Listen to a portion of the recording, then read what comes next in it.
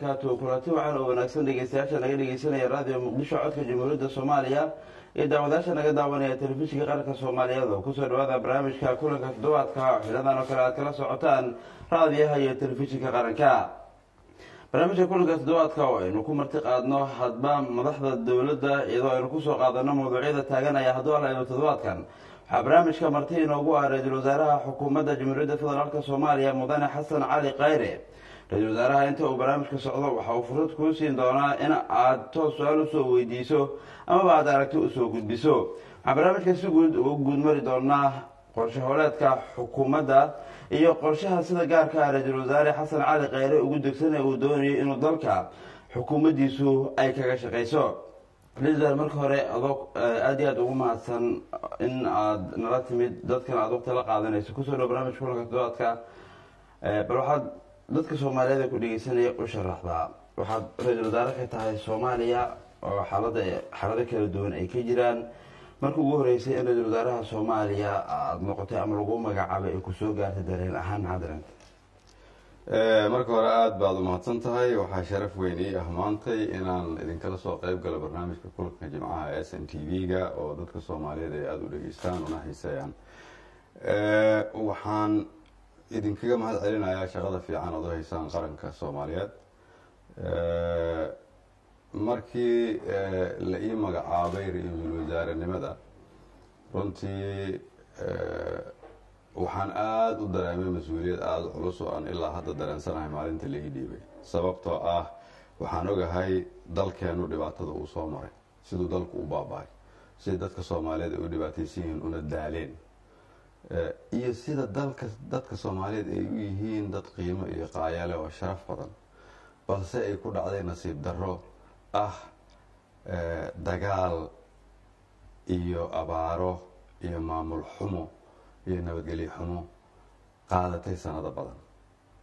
in shaqadaas lagu idmaday waa in haddii aada mas-uul tahay aada ka walwashaa inaad dadka soomaaliyeed maadaama ay kugu aamineen mas-uuliyaddaas aada u weyn.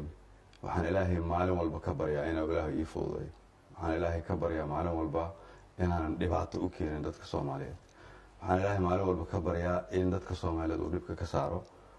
wayna ugu weyn tahay runtii dhibaatada shacabka soomaaliyeed iyo dalkeena meesha uu maraayo. waxaana u taaganahay oo aan iga go-an in dowladdan dadka soomaaliyeed u dhalatay oo ah dowlad matasha shacabka, dowlad shacabeed, in dowladdani ay noqoto haddii ilaah yidhaahdo tii ummadda soomaaliyeed isku keeni lahayd. waayahay markii lagu magacaabay baarlamaanka kalsoonidiisa aada heshay kadib waxaad soo dhistay xukuumadda maxaad ku xulatay? xukuumadda waxaan ku xushay kow inay tahay xukuumad mateli karta shacabka soomaaliyeed oo dhan. labo inay tahay xukuumad sida aan baarlamaanka ka sheegay golaha shacabka maalintii aan weydiisanayo codka kalsoonida, karti iyo hufnaan xukuumad ku dhisan. xukuumad garanaysa shaqada dalka gudihiisa iyo shaqada dalka dibaddiisa. xukuumad iyadu wada shaqeyn karto. xukuumad aaminsan hadafka aniga iyo madaxweynuhu aan aaminsannahay. xukuumad danta ummadda soomaaliyeed ka hormarinaysa danta gaarka.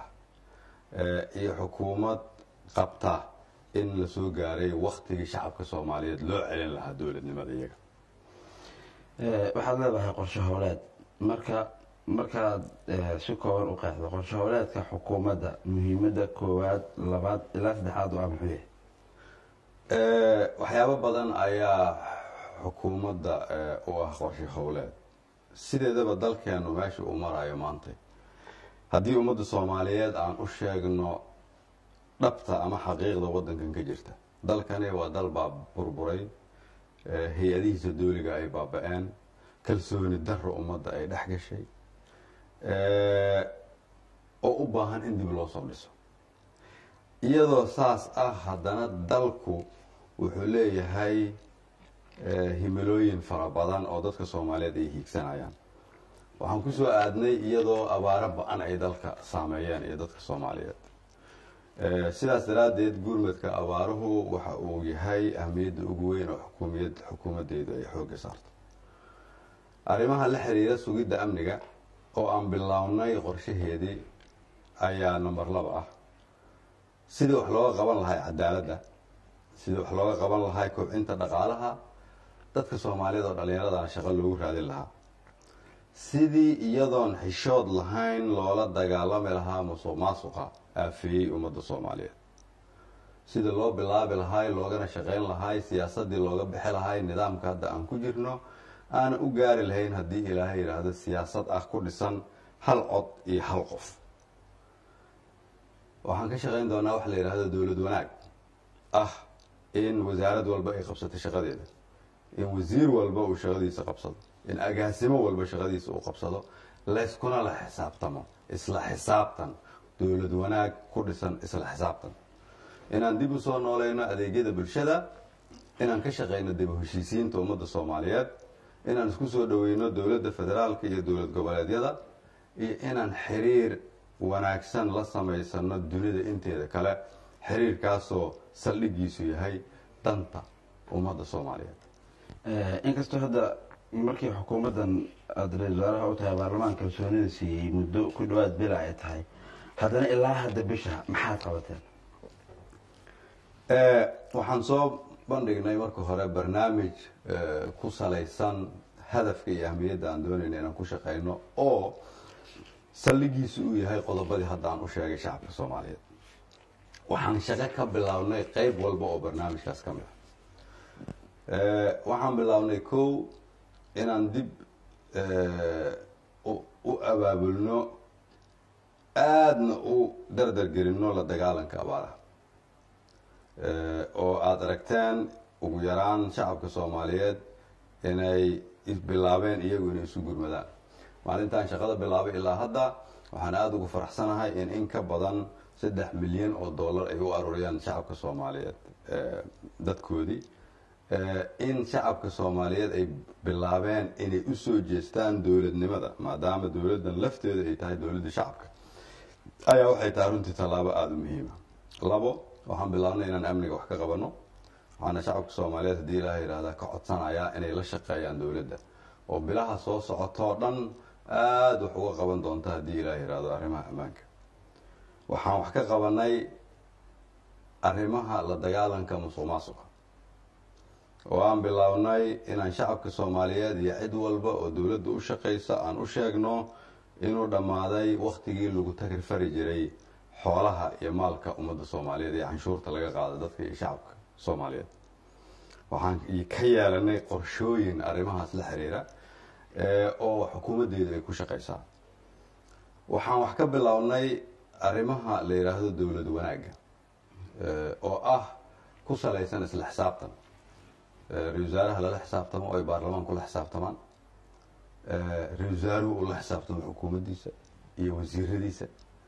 ra-iisul wasaaruhu uusan noqon ra-iisul wasaare iska fadhiya xafiiskiisa, laakiin socda, taga wasaaradaha iyo meelaha shacabka Soomaaliyeed ay u baahan yihiin in la tago, oo aada aragteen kulligiin. iyo waxaan dib u bilownay sidii loo soo nooleyn lahay adeegyada bulshada. waxaa intaa dheer waxaan abuurnay jawi cusub oo lagu shaqeeyo. intaa markaan eray, haddana waxaan ogahay caqabadaha ummadda Soomaaliyeed horyaalla. dadka Soomaaliyeed oo aan horay u sheegay marar badan inay yihiin dad isku dhaqan, isku af, isku diin, isku midab ah, haddana uu ku kala dhex jiro ama kusoo kala dhex jiray mugdiguna kuma kala dhex jirin shacabka, laakiin wuxuu ku kala dhex jiray madaxda iyo siyaasiyiinta Soomaaliyeed. sidaas daraaddeed ayaan aniga iyo madaxweynuhu waxaan rabnaa inaan ku shaqayno qaab ka duwan qaabkii hore, oo aan ka codsanno cid walba oo siyaasi ah ama aqoon-yahana ama ganacsato ah ama haween ah ama dhalinyaro ah oo doonaysa in dalkani uu ka baxo dhibkii hore, inay noo timaado si aan u wada shaqayno. waxaan u samayn doonaa qaabab ay albaabadeenna ugu furan yihiin, si qof walba markan inuu isugu dayo inuu ka qayb qaato dibudhiska ummadda dalka Soomaaliyeed. ra-iisul wasaare, waxaad ku celcelisay muhiimadda la dagaalanka musuqmaasuqa xukuumaddaada uu u leeyahay. waxaad sheegtay in tallaabooyin musuqmaasuqa lagula dagaalamaya la qaaday. dalkeen waxaan ognahay xaaladda uu dalalka caalamka kaga jiro marka ay noqoto hadalhaynta xagga musuqa ama liiska meesha nambar ahaan looga tiriyo. si musuqmaasuqa marka la dagaalankiisa uu dhab u noqdo, qorshaha xukuumaddaada ee la dagaalanka musuq maasuqa ma waxaa jira qorshe cad oo xukuumaddu degsatay mise wuxuu noqon doonaa un mid sidii hore loo ballan qaadi jiray aan waxba dhaafsiisnayn? maya waa mahadsan tahay. wuxuu noqon doonaa qorshe cad oo la ogyahay sida aada hadda ku aragteenna way ka muuqataa. ayaan isleeyahay xukuumaddeeda inay ka duwan tahay xukuumadii hore. kow, xukuumadda golaha wasiirada oo dhan waa arrin ay ka midaysan yihiin loogana hadlo mar walba golaha wasiirada. waxaa jira guddi dhaqaale oo golaha wasiirada ka mid ah oo wasiirada qaarkood ay ku jiraan. guddigaas oo uu madax u yahay ra-iisul wasaare ku-xigeenka ayaa waxa ay ka shaqeeyaan inay keenaan qorshe cadcad oo lagula dagaalamayo musuq maasuqa. taasi waa kow. labo, waxaan bilownay inaan fiirino shilin walba oo xukuumadda soo gala in la ogyahay meesha uu ku baxayo, cidda bixinaysa iyo cidda la siinayo. maadaama aan kordhinay kontaroolkii dhaqaalaha yar ee soo gelayay ummadda soomaaliyeed, waxaan rabaa hadda inaan kuu sheego laga soo bilaabo anigu bil ayaan joogaa iyo wax yar ra-isul wasaare ahay maalintii xukuumaddii la ansixiyey kadib. intaas waxaan bixinay mushaar oo aan siinay janaayo, febraayo iyo maarso oo la dhammaystirayo maalmaha soo socda shaqaalaha dowladda iyo ciidamada oo dhan. mushaarkii xildhibaanada oo dhan iyo qaar ka mida ciidamadana waxaan bilownay inaan bixino janaayo ilaa bisha abril dhammaadkeeda. hadafkeygu waxa uu yahay haddii ilaahay igu guuleeyo in bisha may dhexdeeda aan dhammaystirno inaan qof walba oo dowladda u shaqaysa siinay mushaarkeedii laga soo bilaabo janaayo ilaa abril. hadafkeyga kale waxa uu yahay in qof walba oo dowladda soomaaliya u shaqaysa la siiyo mushaar. qof walba oo mushaar ay siisa dowladda soomaaliyana uu yahay qof dowladda soomaaliya u shaqeeya. waxaan rabaa ra-isul wasaare xukuumadihii kaa horeeyey mar dhow waxaa xusid mudan daawada dhegeystayaal waxaan fursad siin doonaa dhegeystayaasha iyo daawadayaasha oo qadka telefoonka hadda qaarkood ay ku jiraan. laakiin waxaa rabaa ku weydiiyo mudan ra-isul wasaare xukuumadihii kaa horeeyey waxaa la digay inta badan waqtigoodana qaatay khilaaf soo kala dhex geli jiray hay-adaha dowladda. waxaan shaki ku jiray khilaafkaas inuu sabab u ahaa mararka qaarkood uu salka ku hayay dastuurka arrimo ku saabsan. si haddaba looga gudbo dhamaystirka dib u egista dastuurka xukuumaddaada maxaa uga qorshaysan? maya dastuurku waa waxa isku haayo ummadda soomaaliyeed. waa waxa haga xukuumadda, madaxweynaha, baarlamaanka iyo hay-adaha kala duwan ee dowliga. wasiirka cadaaladda ee xukuumaddeeda waxa uu bilaabay inuu keeno golaha wasiirada fikradihii lagu soo dhammaystiri lahay dastuurka qabyada ah. waxaan kala xaajoon doonaa haddii ilaah yidhaahdo baarlamaanka oo wada shaqaynta baarlamaanka iyo xukuumaddeeda aan hadda anigu dareensanahay inay runtii aada u wanaagsan tahay. waxyaabaha aan hore u sheegay si loo gaaro doorasho hal qof iyo hal cod ah, si looga shaqeeyo dowlad wanaagga, si looga heshiiyo hadafyada iyo himilooyinka dadka ummadda soomaaliyeed ay leeyihiin, ayaa waxaa muhiima in lasoo dhammaystiro dastuurka. waan bilownay shaqadiisii, laakiin sidaad og tahay waxaan joognaa xafiiska in ka yar 2 bilood. haddii ilaahay yidhaahdo laakiin bilaha soo socda waxaad arki doontaan ama maqli doontaan annagoo ka gaarnay meel fiican. dastuurkuna waa waxyaabaha ugu muhiimsan oo isku haya ummadda soomaaliyeed. sidaas daraaddeed ayay muhiim u tahay marka laga shaqaynayo dastuurka in ay muhiim tahay in dadku ay fahamsan yihiin meesha uu maanta marayo, waxa ka dhiman, meesha aan rabno inaan gaarsiino iyo sida aan rabno inaan ku gaarsiino. aada u mahadsan tahay. su-aalahayga waan su-aalo badan kasoo haysanaya haran dib aan dhigan doonaa. fursadda sidaan ballan qaaday waxaa iskale daawadayaasha dhegeystayaasha. daawada dhegeysta barnaamijka waa kulanka toddobaadka haddaa dib inooga soo biirtay. waxaa marti ku ah ra-iisul wasaaraha xukuumadda jamhuuriyadda federaalk soomaaliya mudane xasan cali khayre. haddaba qadka ugu horeeya qofka ku jira. Halo, asalaamu calaykum. وعليكم السلام ورحمة الله وبركاته. walaal magacaaga halkaa joogto? magacayga waxaa la yidhaahdaa aadan maxamed aadan, waxaan idinka soo wacayaa Sweden. aadan maxamed aadan, swedena joogtaa. soo dhowow aadan, kusoo dhow barnaamijka kulanka toddobaadka. ra'yi iyo su-aal maxaad nala wadaagaysaa?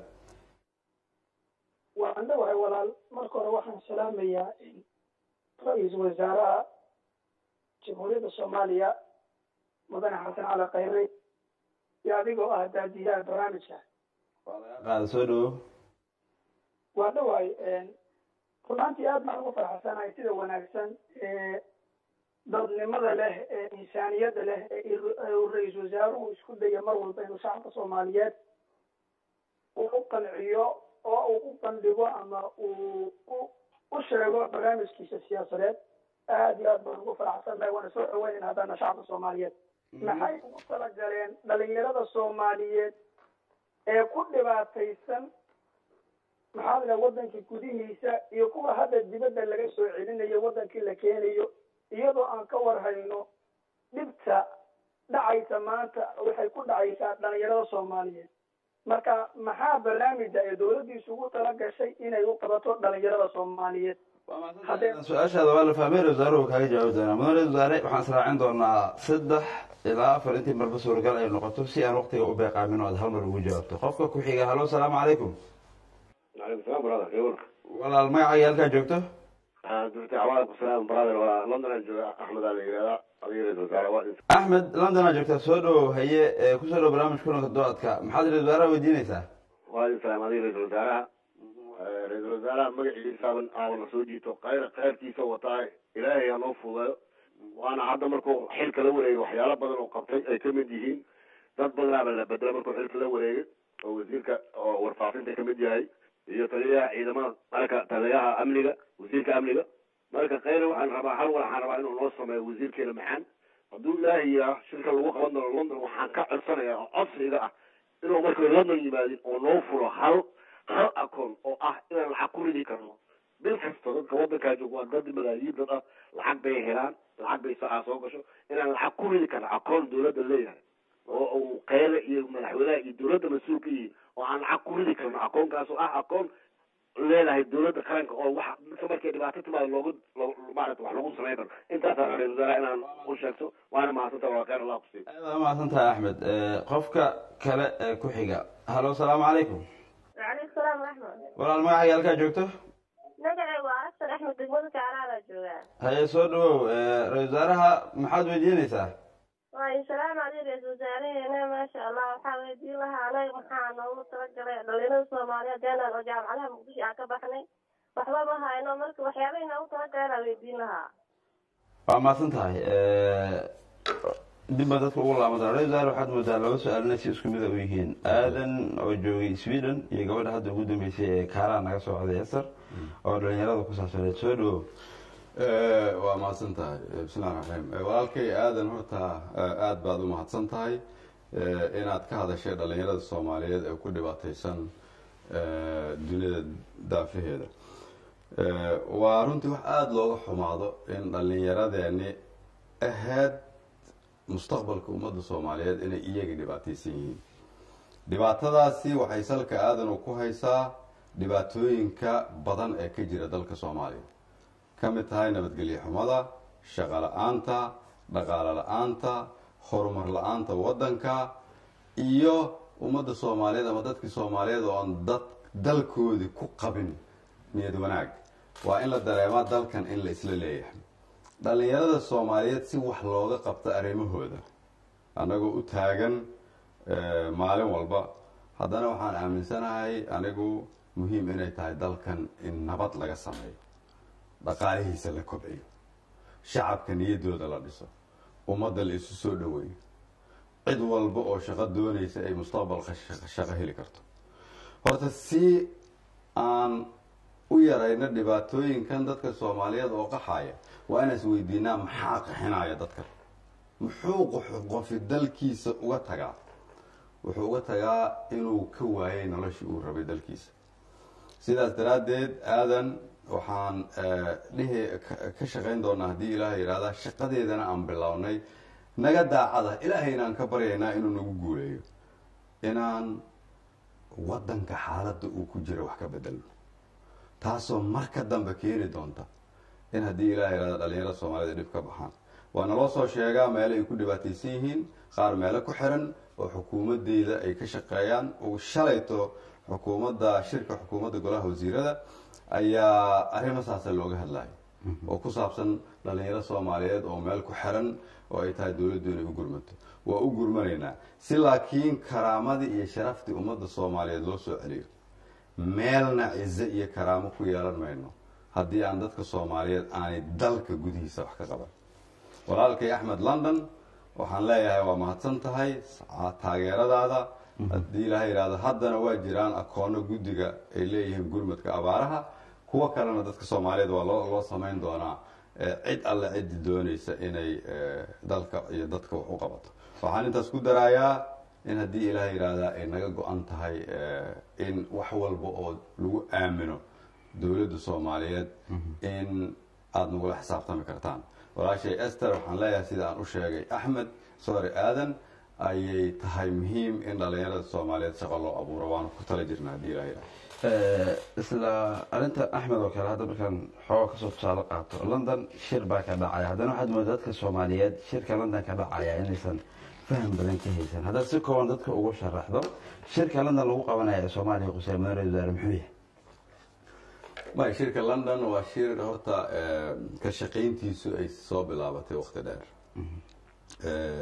ayna kasoo bilaabatay inta aanba doorashada la gelin waa runtii shir niyad wanaag si niyad wanaagah dowladda ingiriisku iyo dowladaha kale ee saaxiibada nala ah ay ugu talagaleen maadaama dalka dowlad cusub ay ka dhalatay in mar kale la garab istaago dadka iyo dowladda soomaaliyeed kaasoo looga hadli doono sideebaa wax looga qaban karaa nabadgelyada soomaaliya sidee wax looga qaban karaa dhaqaalaha iyo kobcinta dhaqaalaha soomaaliya sidee baa wax looga qaban karaa dib u soo nooleynta kaabayaashii dadka soomaaliyeed lagu caawin jiray sidee baa dowlad wanaag looga shaqayn karaa sidee baa lagu gaari karaa hiigsiga aan rabno waa shir loogu talagalay in dadka soomaaliyeed iyo dalka lagu taageero dhaqaale ahaan iyo siyaasad ahaanba wax alla iyo wixii ka soo baxana waa waxaan la wadaagi doona shacabka soomaaliyeed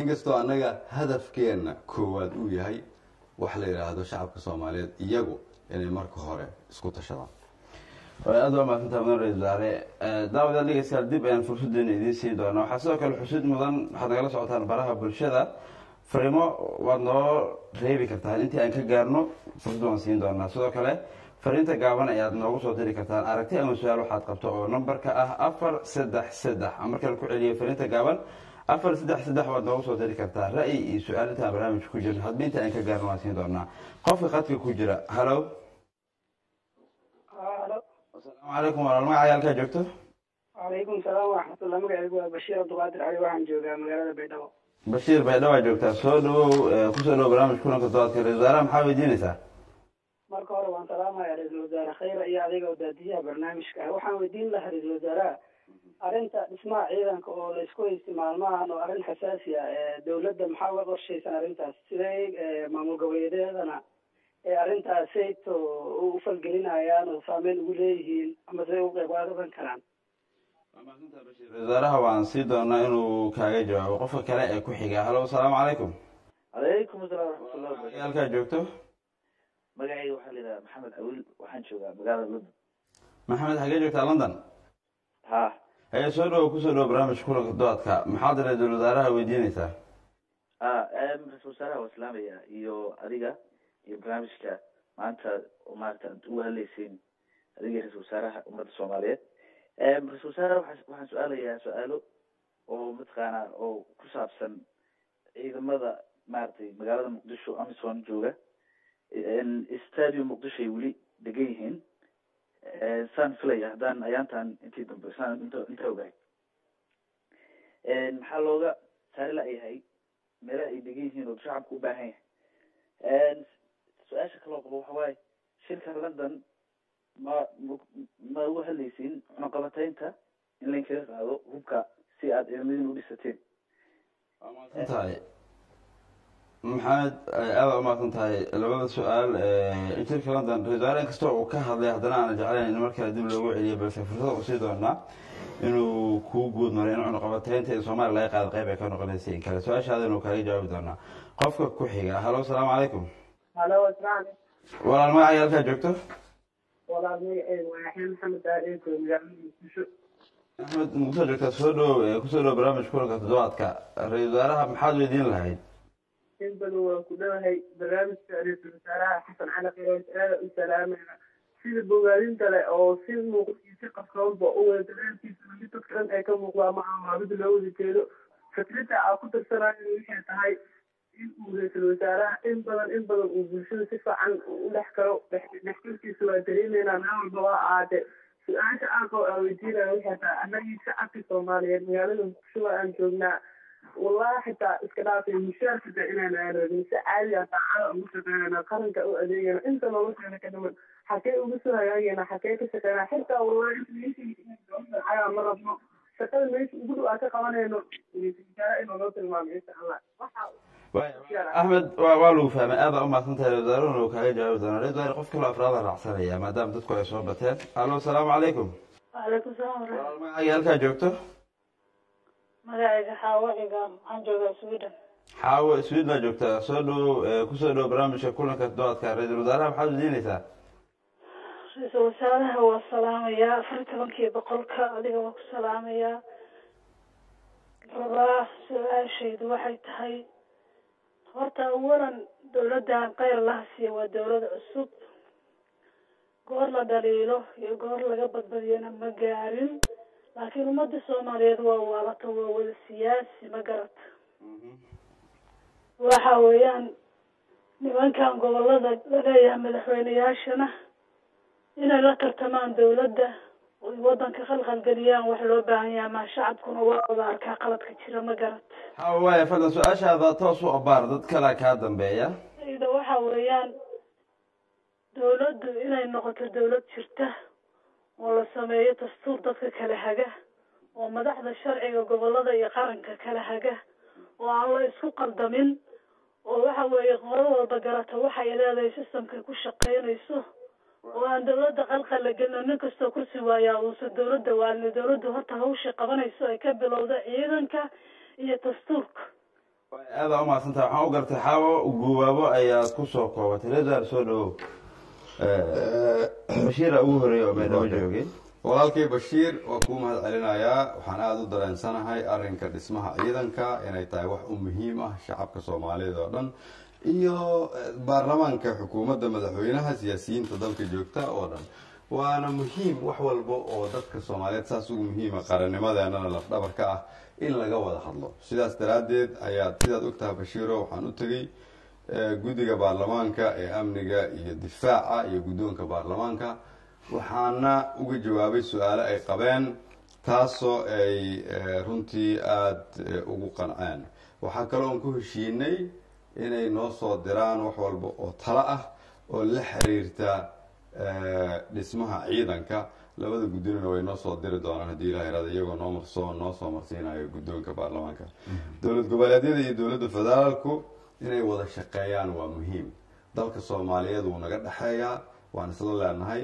nidaam federaalah ayaan qaadanay nidaamkaas inaan ka shaqaysiino waa muhiim in la issii fahmo in shakiga ummadda soomaaliyeed laga saaro in qofka gobolka jooga iyo qofka magaalo madaxda jooga uu ogaado qof waliba inuu yahay qof soomaali ah laakiin sida keliya oo soomaali lagu karaameynayo inay tahay annagu inaan is-cisayno kala dambayno isna ixtiraamno dowladeennu haddaanay xoog ku lahayn dalka gudihiisa oo annagu aan isugu dulqaadan weyno aqbalina weyno inaan dowladda isla leenahay dibadda xoog ku yeelan mayno maxamed shirka london waa mahadsan tahay arrimahan aada ka hadlayso oo ah in qoraqabadeynta nala ka qaado diyaar ayaan u nahay inaan arrinkaas ka shaqeyno waan bilownay ka hadalkeeda aniga iyo madaxweynuhu si amniga soomaaliya wax looga qabtana aada ayay muhiim u tahay in cunaqabateynta meelaha ciidamada amisom ay degan yihiin oo istaada muqdisho ay ka mid tahay meelahaasoo dhan waxaan u baahannahay in dadka soomaaliyeed dib loogu soo celiyo way soo booqatay wasiirkayga dhalinyarada iyo isboortiga maalin dhaweyd way tagtay iyada oo doonaysa inay arrinkaas wax ka qabato. shirka golaha wasiiradana waxay keentay warbixin dheeraad ah oo arrinkaas la xiriirta. waxaan rabaa inaan marka hore idiin sheego inay muhiim tahay in nabadgelyada magaalada oo dhan iyo dalka gudihiisa intiisa kale wax laga qabto si loo soo celiyo adeegyada bulshada oo loo baahnaa. walaalkay axmed oo muqdisho jooga waxa uu yidhi inta dowladda u shaqaysa mooyaane inta kale ee aniga ila midka ciyaarata inay dalkooda si mutadabacnimo ah ugu shaqeeyaan qaabkee xagee ka bilaabi karaa fursad noocaa ay xukuumaddu siinaysaa? axmed walaalkay horta waxaan rabaa inaan si gooni ah kuugu mahadceliyo in qof soomaaliyeed uu intuu ila hadlo uu yidhaahdo waxaan rabnaa inaan si mutadawacnimoa ugu shaqeyno dowladda iyo dadka soomaaliyeed. waa marka niyadda iga xumaata waxaa niyadda ii dhisa.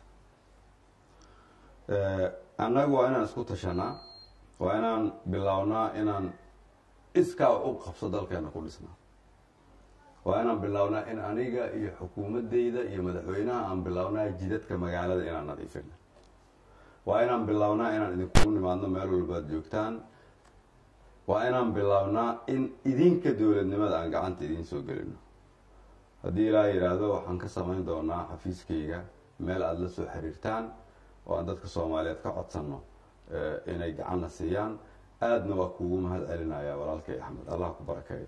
xaawo walaashay xaawo sweden, adna aada baad u mahadsan tahay. waa runtaa inta aad sheegayso dowladdu ma gaarin waqti la ammaano ama la dhaliilo, laakiin waxaa muhiima inaan isla jaan qaadno maalinta ugu horeysa ay shaqadu bilaabanayso. waa run, waa muhiim inaan dastuur leenahay na kala haga. waxaa kaloo muhiima xaawo ugu yaraan inaan runta isu sheegno, ugu yaraan inaan aqbalno inaan dalka isla leenahay, ugu yaraan inaan dadka yani isu soo dhaweyno si ay isu aaminaan. sidaas daraaddeed haddaad maqashid in mararka qaarkeed dadku ay wada hadlayaan layska qabsanayo, waxaan kaa codsanayaa inaad u dareentid in layska qabsado waxay ka fiican tahay in la kala tago. laakiin insha allah waxaan gaaraynaa waqti aan laysqabsan doonin. waay aada u mahadsantaa mudane wasaare. dib ayaan ugu laaban doonaa dhegeystayaasha iyo daawadayaasha. qofka qadka ku jira ayaan jecla inaan fursad siiyo. hallo, asalaamu calaykum. asalaamu calaykum. calaykum salaam waraxmat ullah. magacay halkaa joogto? cabdicasiis yuusuf xaaji dharkeenley muqdishoa joogtaa. soo dhawo cabdicasiis. maxaad jeclaan lahayd inaad wasaaraha weydiiso?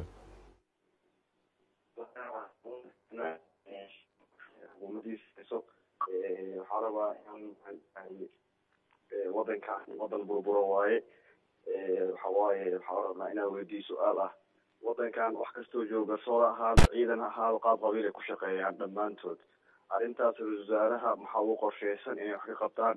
dhulaa bakaara ku laheen, hooyaday ku laheyd, dacway ku jirtay, dadaan ugu soo dacweys annagaa lahayn, hadda markuu gubtaan ugula soo sheegtay. waxaa ka dhisa la cabdicasiis waa mahadsan tahay. su-aashaada dabcan waxay u dhigan tahay in hay-adaha dowladda lagala dagaalamo qabiilka. wuuna kaaga jawaabi doonaa ra-iisul wasaaraha. waad mahadsan tahay. qofka xiga. hallo, asalaamu calaykum. وعليكم السلام ورحمة الله. magacay halkaa joogto? walaal magacayga Maryam baan dhahaa, Denmark baan joogaa. Maryam, Denmark ayaa joogtaa. soo dhawo Maryam. ra-iisul wasaaraha maxaa jeclaan lahayd inaad weydiiso? ra-iisul wasaaraha waan salaamayaa iyo adigaba. ra-iisul wasaaraha 3 su'aalood baan rabaa inaan weydiiyo insha Allah. su-aasha ugu horeysa waxa weeyaan, waxaan aragnaa nimcadii inay ilaahay bilaabatay. alxamdulilah, waan ku faraxsanahay. marka waxaan rabaa dadkaas maxaa dhibaataysan ee soo qaxay aragna guryaha ay ku jiraan say u egyahay oo maryaha ka samaysan, maadaama roobkii nimcadii bilowday, ra-iisul wasaaruhu dowladdiisa maxay dadka ugu talagashay? su-aasha kalena waxa weeyaan, maadaama bishii Ramadaan ee barakeysnay fooda inagu soo hayso, waan arki jirnay qaraxyo magaalada Muqdisho ka dhaca. marka maxay amni dadkaas muslimiinta ah bishii Ramadaan inay dhibaato ayna ku dhicin muxuu ugu talagalay dowladdiisu? su-aashii saddexaad waxa weeye, waxaan miidiyaha ka aragnaa in maxaaye dowladaha Yurub ay khaasatan Ingiriiska oo kale uu maxaaye ogolaaday in maxaaye ciidamada meel lagu tababaro gobolka maxaaye Boqol iyo looga dhiso, laakiin ciidamada Ethiopia ay diiday oo ciidamada meel ay ku soo gurtay way tiri ogaaday yani xeradaasi amnigana buu dhibaato u yahay saddex su'aal baan rabay inaan weydiiyo laakiin midda dambe su-aasheeda si fiican uma jilicsana waa mahadsan tahay maryan uu kaga jawaabi doona ra-iisul wasaaraha qof saddexaad ayaan raacsanayaa oo kale halo asalaamu calaykum وعليكم السلام ورحمة الله وبركاته جيت ومصنتها إذا عدا راديو مقدشو قرنكا waxaan ka joogto walaal waxaan joogaa degmada Kaaraan Maxamed Xasan waxaan salaamayaa ra-iisul wasaare Khayre qaada maxamed soo dhow ra-iisul wasaaraha maxaa jeclaan lahayd inaad weydiiso horta ra-iisul wasaaraha waxaan jeclaan lahayn bil waliba inuu dhamaadkiisa jimco waliba saan inuu noogu soo fadhiisto si aan ugu warbixino jaanisyadeena ama fursadaheena aan hayno inaan codkeena gaarsiino mar waliba ra-iisul wasaaraha uu mahadsan yahay baraha bulshadana mar walba si mar walba access u yeesho inaan la kulanno ra-iisul wasaaraha ra-iisul wasaare dhalinyaraha mar walba waxaan jeclaan lahayn inuu mar walba dhalinyarada wax u qabto taas waxaa aragti waaye waxaan leenahay horta inta badan dawladda waxaa ushaqeyso 10,000 oo qof aa ushaqeyso ugu badnaan markii aan gaariga aan wadano oo shacabka ah waxaa lagu leeyahay wadada ma mari kartid haddaadan dawladda iyo aan u shaqeyneyn waxaan ahay dad muwaadin ah waxaan xaq u leenahay inaan adoo waqtiga dhowraya hadalkaaga su-aalee si ra-iisul kaaga jawaabo waa mahadsantaha walaal su-aasheeda waxaa waaye dawladda miyaysan awoodin in shacabka ay siiso kaarar oo national ID card oo meel walba ay ku mari karaan oo aqoonsiyaal leh oo wado waliba aan ku mari karno oo taas la xaqiijinayo qofkii la siinayo waa mahadsantaha maxamed uu kaaga jawaabi doono ra-isul wasaaraha mudane ra-isul wasaare soo dhawow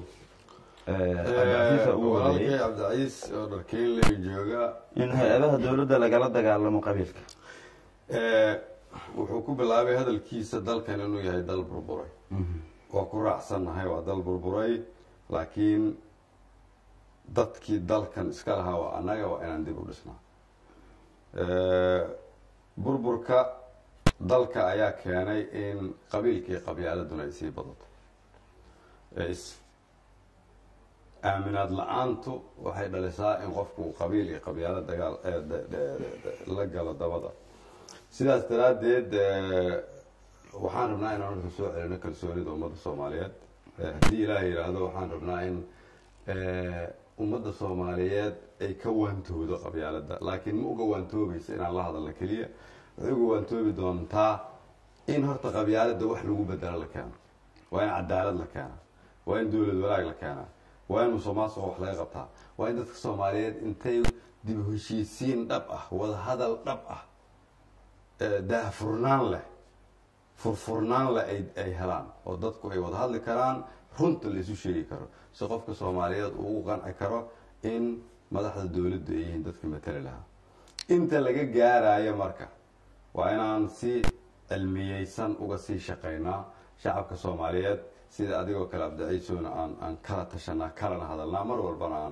aan ka wargelinaa haddii ilaa yihahdo walaashay maryan oo joogta denmark kow ilaahayaan ugu mahadinaynaa in ilaahay roobna siiyo ilaahay waxaan kasii baryaynaa inuu roobka noo sii kordhiyo adigana waxaan kugu mahad celinayaa in aad dadkaada ka nahaysid rabtidna in la taageero waa og tahay inaan marar walba aan dadka soomaaliyeed u sheegay inay muhiim tahay in dadka loo soo gurmado annaga ka dawlad ahaan waxaan leenahay wasaarad khaas ah oo u xil saaran la dagaalanka abaaraha iyo dadka dhibaataysan ee dadka soo barakacay sidaas darteed waxaan mar kale ku celinayaa iyadoo dawladdu ay sii dardargelin doonto dagaalkeeda magaalada muqdishona guddoomiyaha gobolka banaadir runtii oo ah nin dhalinyaro aada u firfircoon inuu shaqo arrimahaas la xiriirta bilaabay gabdhaha soomaaliyeed ee gobolka banaadir ka shaqeeyana iyo dad dhalinyaraha oo isxilqaamay oo dhakhaatiir iyo cid walba iskugu jirtana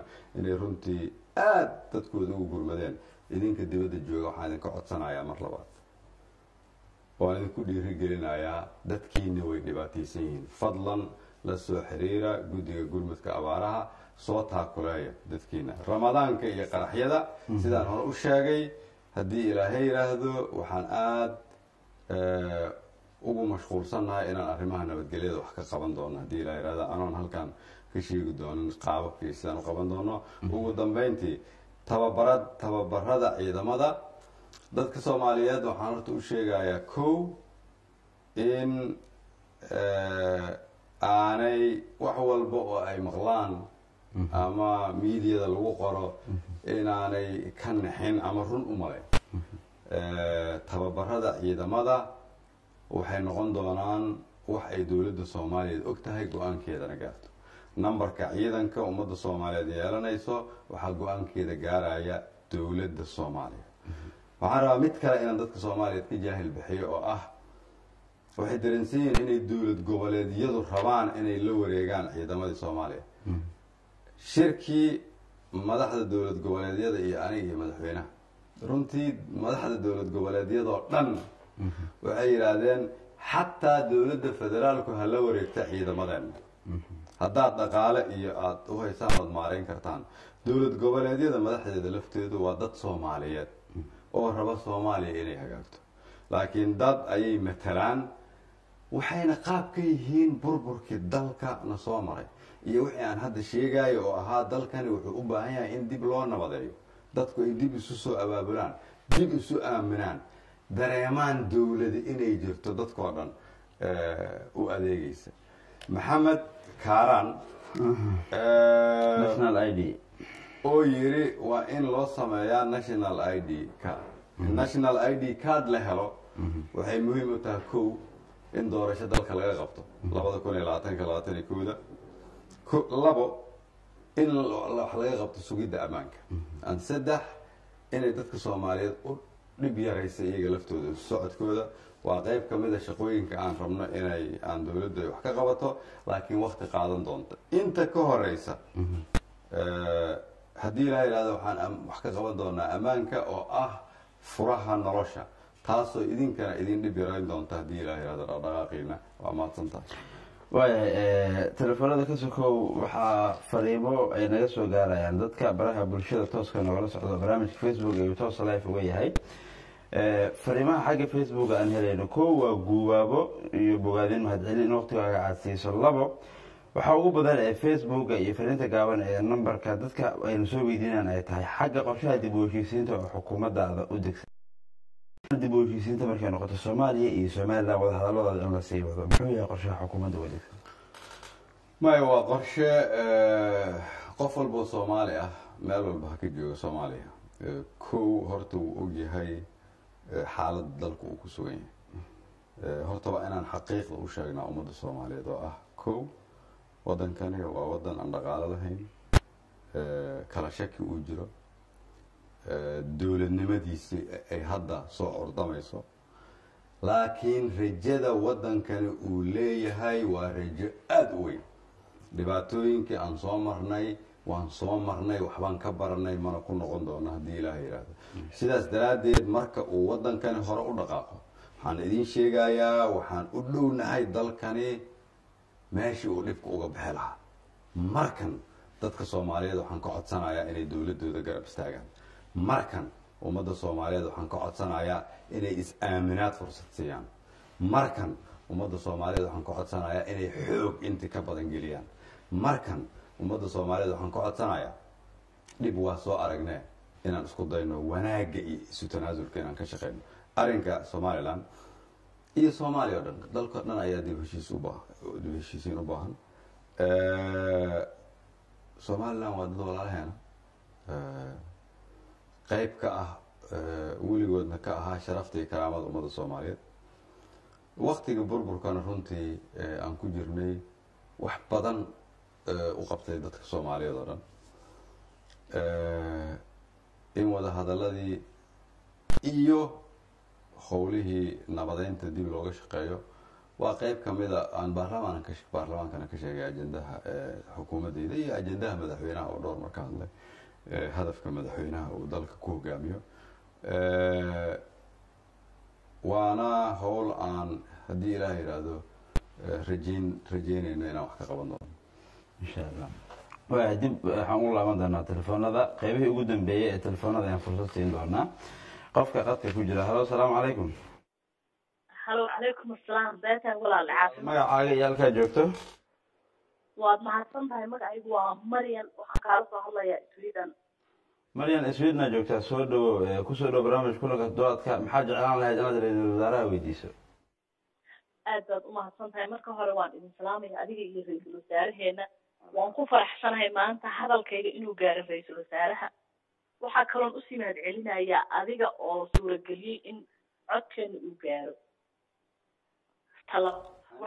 t v suurageliyey wad maryan soo dhawo su-aashaada gal su-aashayda waxa waaye walaalow dawladdeena waxaa lagu mashquuliyey problem oo abaaraha ah barakacayaashuna waa ay badan yihiin barakacayaasha gudaha ku barakacay waxa ka daran oo aan rabaa inuu ra-iisul wasaaraha maadaama aanu daris ahayn uu og yahay dhibaatooyinka sweden ka jira haddii lasoo barakaco mar labaad anagu barakacayaal kalaan nahay oo dalka dibadda ka joogo haddaan kusoo noqono maxaana loogu talagalay ilaan shaqo ma haysana halkan cayreer baanu ka qaadanahay waa mahadsantaha maryan ra-iisul wasaaraha waa uu kaaga jawaabi doonaa qofka kale ku xiga ayaan jeclahay inaan fursad siiyo hallo asalaamu calaykum wacalaykum asalaam magaca halkaa joogto walaal magacaygu waa xuseen cabdiraxmaan xuseen xaggee naga soo wacaysaa magaalada muqdisho hey xuseen soo dhawow maxaa jeclaan lahayd inaad ra-iisul wasaaraha xukuumadda weydiiso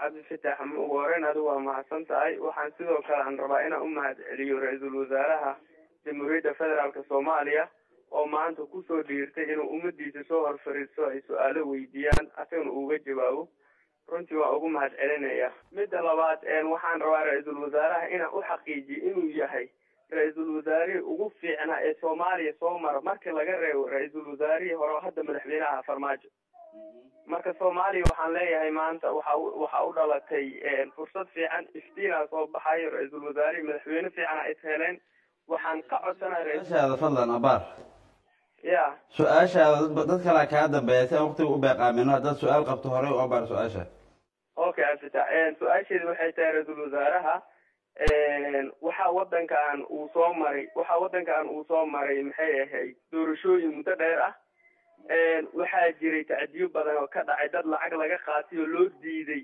maxaa la doorasho inay ka qayb galaan lacagtoodana la haysto guddiga markay la hadleen u sheegeen maxay ahayd in ay bixinayso wasaaradda maaliyadda lacagta ay u celinayso arrinta inuu indhaha ku hayaan ka codsan lahaa number 1 number 2 ra-iisul wasaaraha waxaan leeyahay ra-iisul wasaare waddo fiicana haysaa procedure hadda u marayso nabadeynta soomaaliya maxaa la dhahay waa boogaadina oo arrintaa hore usii wad waa mahadsantaha xuseen aadan ku salaamayna ra-isul wasaaruhu kaaga jawaabi doonaa qofka ugu dambeeya ayaan jeclahay inaan fursad siiyo xagga qadka telefoonka ah hallo asalaamu calaykum calaykum asalaam waraxmatullahi wabarakaatu walaal magaca halkaa joogto walaal magacayga cabdulqaadir cumar ciise la yidhaahda waxaan kaa soo wacayaa waddanka imaaraadka cabdulqaadir cumar imaaraadkaa joogtaa soo dhawow walaale maxaa jeclaan lahayd inaad ra-iisul wasaarahaaga weydiiso ra-iisul wasaaraha waa salaamaya adna waa salaaman tahay su-aashaydan soo sugalaaya iyo waxaan kaleeto oo siinaya talo horta ra-iisul wasaaraha wax walba ma qaban karo madaxweynahana wax walba ma qaban karo adduunka o dhan hadday isu yimaadaan soomaaliya dhibaatada taalla in yar baa laga qaban karaa muhiimadda waxay tahay inaan la ka hawareerin dawladdan cusub oo ra-iisul wasaaraha uu noqdo motivator anaka business community cid walba uu motivation siiyo si wadankii nin walba gooni uu wax uga qabto waa midda ugu horeysa waa kalayga si fiican oo lagu maqlayaa abwaade midda labaad aan raba inaan sheego waxay tahay amniga soomaaliya waxaa wax ka qaban kara 5,000 oo nin oo $300 loo qoro oo anaka business community ah qaybsano waxaana lacagta ay noqonaysaa 18 milyan sanadkii haddii loo qaybiyo dadka dibadda ku nool iyo waddanka gudihiisa waxaa qof walba ku soo aadaya lacag ka yar $45 sanadkii marka waxaan ma aha wax very difficult ah ama aada u dhib badan soomaaliya wax laga qabto gacan shisheeyana waxba mana tari karto cabdiqaadir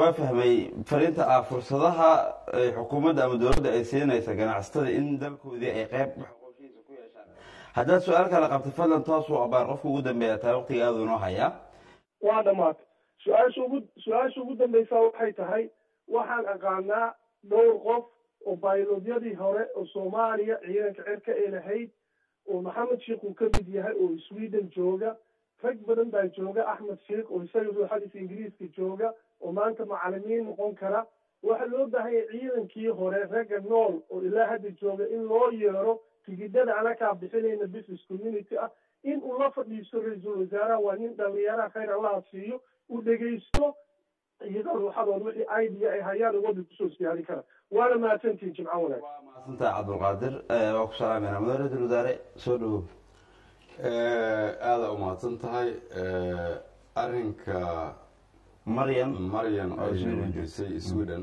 ay nagala hadashay abaaraha iyo dadka dhibaataysan iyo iyaga horta waxaan leeyahay kulligeen ayaana laka rabaa dadka soomaaliyeed ee abaaruhu saameeyeen inaan ku qabano idinkana waa laydinka rabaa anagana waa laka rabaa maxaa ugu tala gasheen dadkeenan jooga dibadda oo haddii ay dalka usoo noqdaan maxaa loo haayaa idinku waxaad qayb ka tihiin dadka soomaaliyeed oo la rabo dalkooda inay dib u dhisaan waxaan rabaa su-aasha marka inaan adiga kugu soo celiyo walaashay maryan aan idhaahdo adigu dalkaada maxaad u tari kartaa dalkan waan wada leenahay adigii ra-isul wasaaruhu waa u simantihiin annaga waxaa naga go-an inaan nabadgelyadan wax ka qabano dhaqaalahana wax ka qabano si cid walbo soomaaliyeed oo doonaysa dalkeeda inay kusoo laabato ay ugu soo laaban karto haddii ilaah yidhaahdo shaqana uga heli karto fursad ay shaqo ku abuurtana ay heli karto xuseen waa un guubaabay ahayd xuseen waxaan leeyahay aada ayaad u mahadsan tahay guubaabadaada iyo sida aad noo dhiirigelisay arrinkaada tiri doorashadii dadkii galay iyo dhaqaalahoodii indhaha ku hayna haddii ilaah yidhaahdo waan weydiin doonaa dadka ku shaqa leh arrintaas cabdiqaadir ugu dambeeyey imaaraadka jooga inkastoo uusan su-aaleyn laakiin haddana laba qodob ayuu meesha soo saaray oo mid uu yahay fursadaha dowladda ay siin doonto ganacsatada in dalkoodii ay qorashadiisa qayb ku yeeshaan isagoo tusaale usoo qaatay madaxda dowladda aan wax walba isu koobin ama aysan qaban karin iyo midda labaadoo ahayd in la isku soo ururiyo ciidamadii hore ee dalka dibadiisa kala jooga ugu horeyntii horta walaalkay cabdiqaadir waxaan leeyahay runtii waad asiibtay waxaad ku asiibtay madaxweynaha iyo ra-isul wasaaraha iyo wasiiradu ma qaban karaan wax walba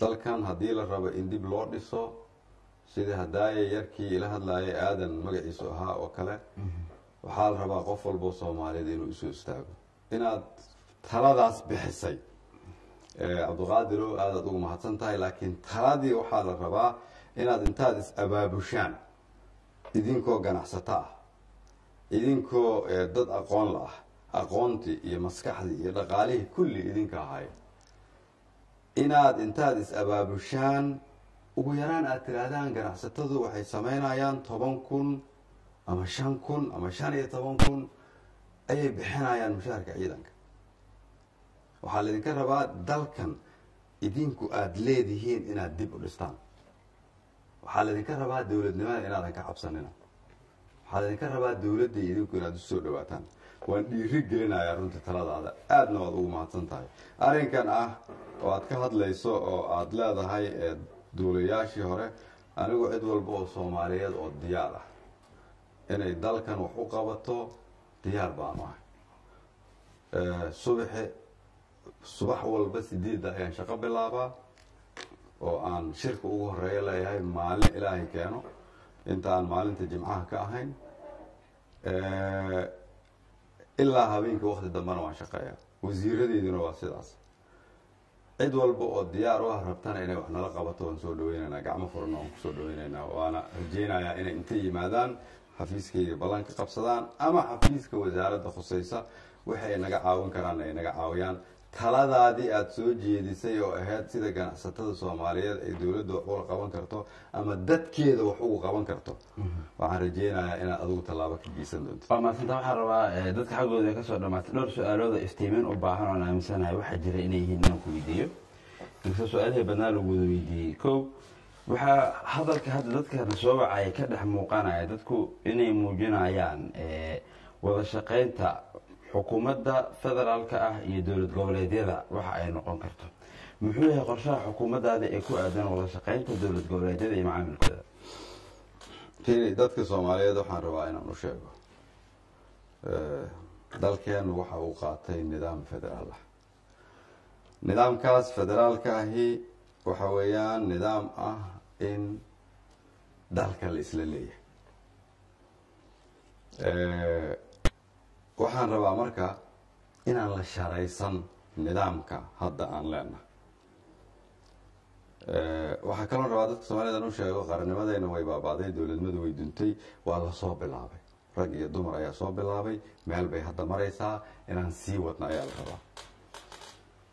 waxaan rabnaa dowlad goboleedyada iyo dowladda federaalku inay ku wada shaqeeyaan iyagoo u adeegaya danta ummadda soomaaliyeed, dowladda federaalkuna ay tahay hormuudkii madaxnimada. hadda shirka ugu horreeyay oan qabsanay waxaan ku heshiinay inaan ka midoowno danta ummadda soomaaliyeed, ciidamada inaan wada dhisno, nabadgelyada inaan ka wada shaqeyno, musuqmaasuqa inaan la wada dagaalano, inaan ka fikirno siyaasadda sidii loo soo xoojin lahaa, annaga wada shaqeynteena loo sii xoojin lahaa, heer doorasho 2020 inaan dalka gaarsiino ama 21 insha allah. marka wax wada shaqeyn xumo ah oo maanta jirta ma lahan, weliba anagu waxaan rajeynaya inaan sii xoojinayno haddii ilaha yirahdo.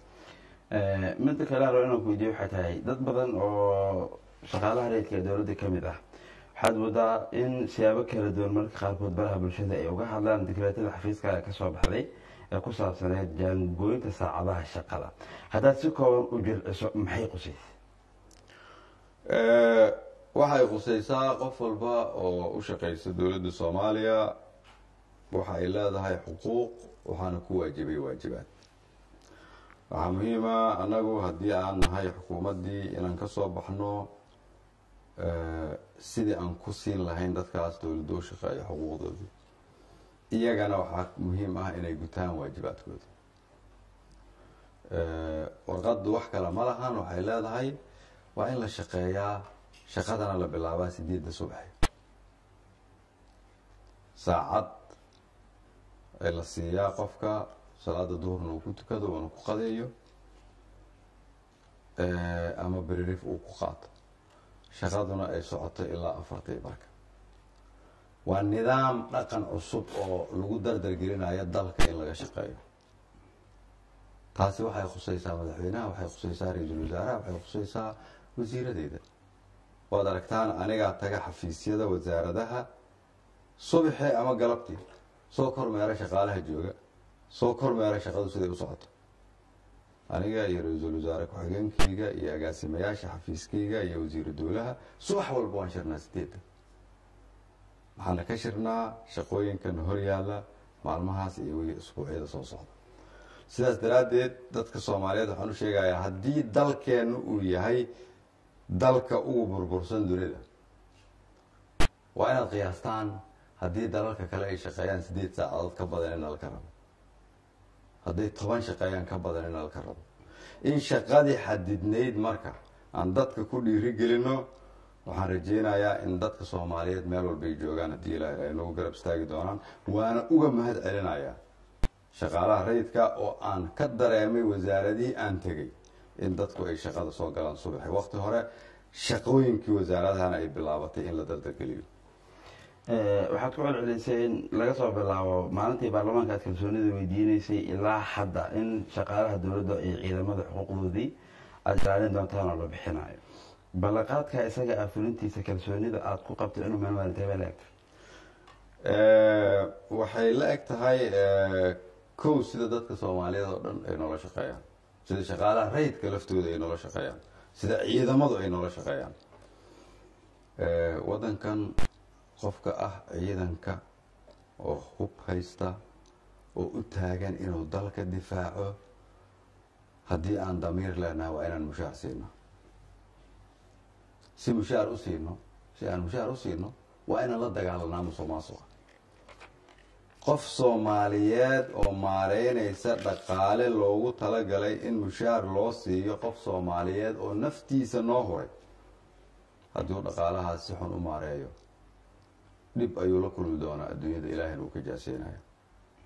si aan marka u bixino mushaaraadkaasna laka rabo kow dowlad wanaag, aaminaad, wax ka qabashada musuqmaasuqa. hadda waa kuu sheegay waktiga aan imid, wasaaradda maaliyaddu waxay ii sheegtay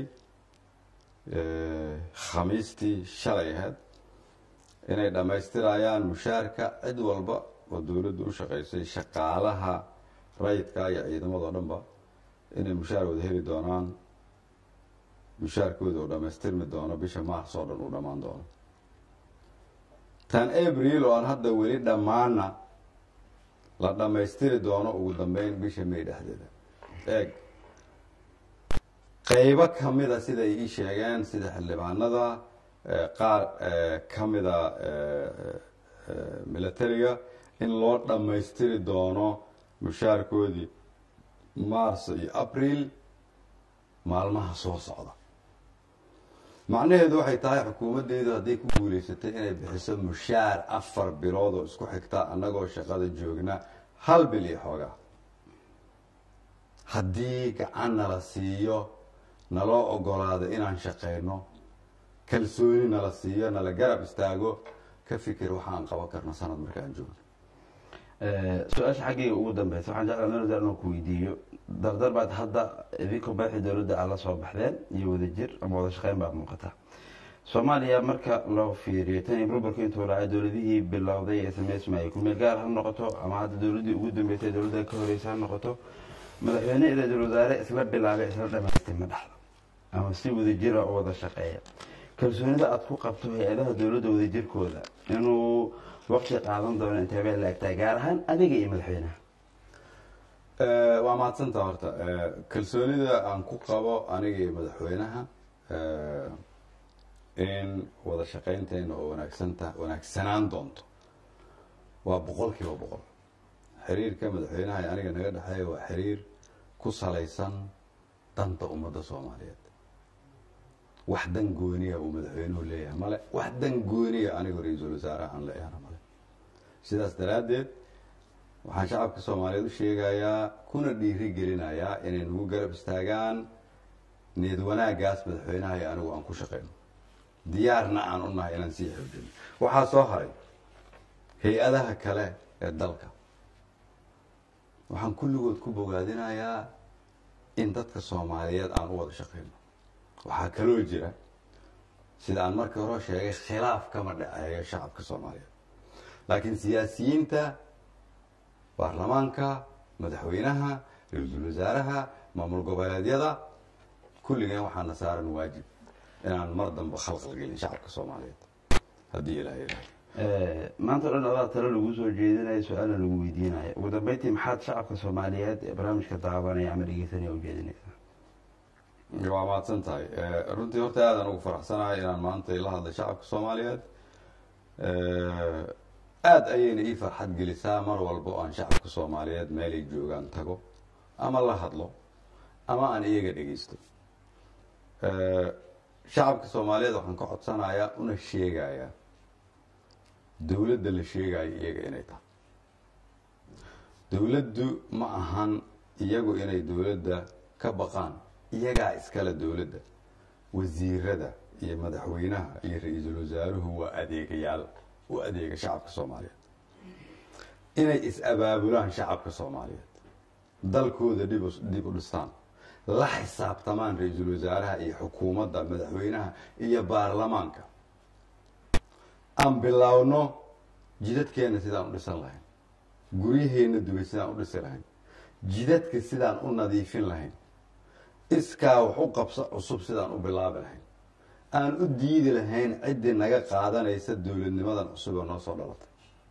shacabka Soomaaliyeed waxaan leeyahay dowladdu ma ahan villa Soomaaliya iyo wasiirada, dowladdu ma ahan xasan khayre iyo madaxweyne farmaajo, dowladdu waa idinka. fadlan waxaa jooga madaxweyne iyo ra-iisul wasaare diyaar u ah inay dowladnimada gacantiina ku soo celiyaan. fadlan gacanta ku qabsada, u istaaga danaha dalka, la xisaabtama, hana aqbalinina, anigana ha iga aqbalinina, madaxweynahana ha ka aqbalinina, wasiirna ha ka aqbalinina, baarlamaankana ha ka aqbalinina, cidna ha ka aqbalinina in la waciyo dowladnimada Soomaaliyeed. ugu dambeyntii waxaan leeyahay dadka Soomaaliyeed kulligood meel walba ay joogaan dunida waan ka harnay. haddaad adduunyada ku safrayso ood Soomaali tahay si gooniyaha lagu eegaya, haddaad dalkaadii joogto waad ku dhibaataysantaha, haddaad xoolo haysatid si aad ugu noolaatid ma lahan, haddaad soo shaqaysatay ood sharaf iyo karaamo gaartay ma yeelanaysid dalkaadii oo baabaasan. dadka soomaaliyeed waxaan leeyahay walaalayaalow dhib intaan soo mari karna waan soo marnay, maanta aan isku nimaadno.